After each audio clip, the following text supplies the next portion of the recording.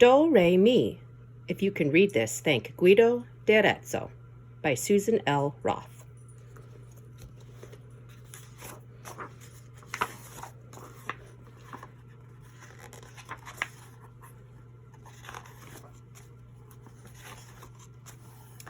A 1,000 years ago, if you heard a song and wanted to hear it again, you would have to remember it by heart. And if you forgot the song, it could be lost forever.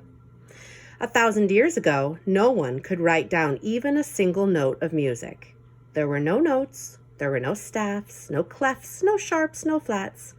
There was no written music at all.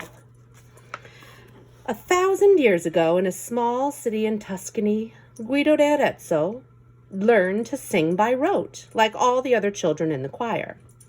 The choir master sang a song, and the children repeated the song they heard. When someone needed a reminder, the choir master had to sing it all again.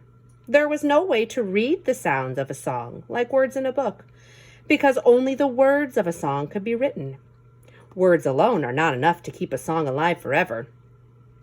The thought of writing down the sounds of a song slipped into Guido's head when he was still young. Others had tried to do this before, but no one had ever found a way. The thought stayed with Guido as he grew into a man.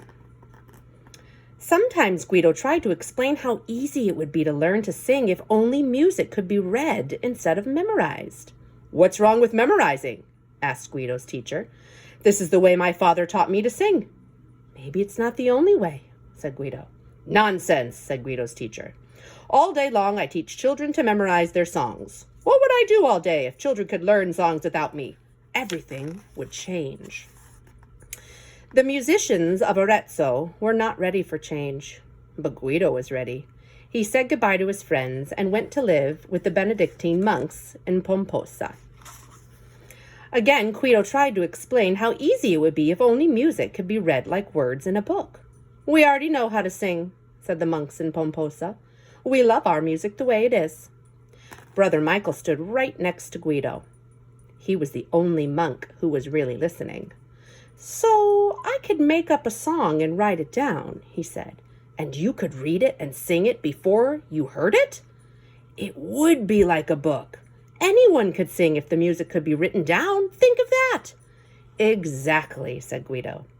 "The choir masters won't have anything to do anymore," said Brother Michael. "They'll have different things to do," said Guido. Guido began to write on parchments with his quill and ink before his thoughts were even clear.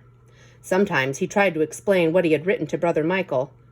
Brother Michael praised Guido when what he saw was clear. He complained to Guido when what he saw was not. Guido collected more letters and numbers and symbols than he knew what to use with. His collections filled his room. His writing filled his years. But how could he put them all together? What should be included? What should be left out? Guido thought about writing down the sounds of songs during his lunches and vespers, his late nights, his walks in the woods. He thought during homilies and lessons. He thought while planting in the garden, comforting the sick, mending the monks' robes. Even when he was busy teaching children to sing, and even when he himself was singing, Guido was always thinking about a written language for music. Bit by bit, Guido began to build his musical system. But how could he put all the pieces together in a way that someone else would know how to understand it? Guido shut his eyes and held his head. "You almost have it," said Brother Michael. "No, I don't," said Guido. He pounded his hand on the table. He put his head down and started to cry. "I just can't do it," he said. "Guido," said Brother Michael, "every day you get a little closer to the answer. You can't give up now." And then Guido had his epiphany. Guido organized his thoughts onto fresh parchments. Brother Michael was the first to see. "Thank you for having faith in me," said Guido. "I only listened while you worked," said Brother Michael. "Soon everyone else will listen too." But the other monks in Pomposa were not ready to listen. "We like the way we sing our songs," said the other monks. "If you want to write, write a story. If you want to read, read a book. If you want to sing, sing the way you were taught. Leave us alone, Guido. Maybe it's time for you to go home." And so Guido decided to go back to his first home, back to Arezzo. "I'll write you letters," said Brother Michael. "I'll send you songs," said Guido.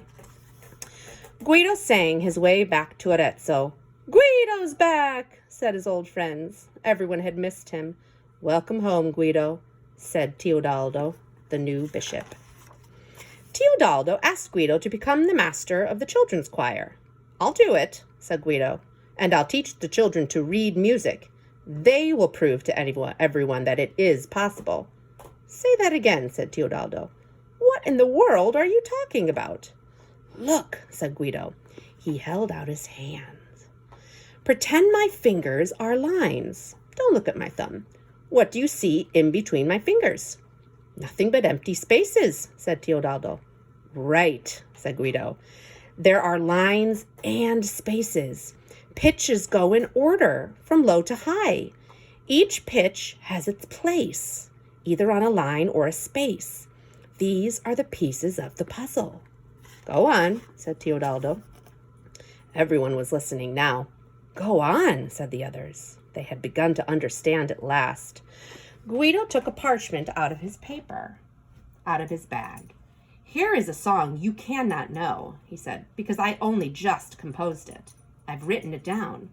No one else has seen it or heard it, except for the words, which come from an old poem. Remember that each line and space has its own unique pitch. All right, let me all hear you sing it together." Teodaldo and the others read Guido's music. They sang his song. "Bravo," said Guido.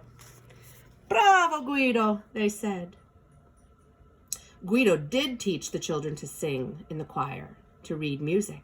Soon all the world was listening. When the Pope learned how to read music, he invited Guido to move to Rome. Guido was pleased to visit, but even the Pope couldn't persuade him to move away from his home again. "I am Guido of Arezzo," said Guido de Arezzo. And 1,000 years later, that is how he is still known.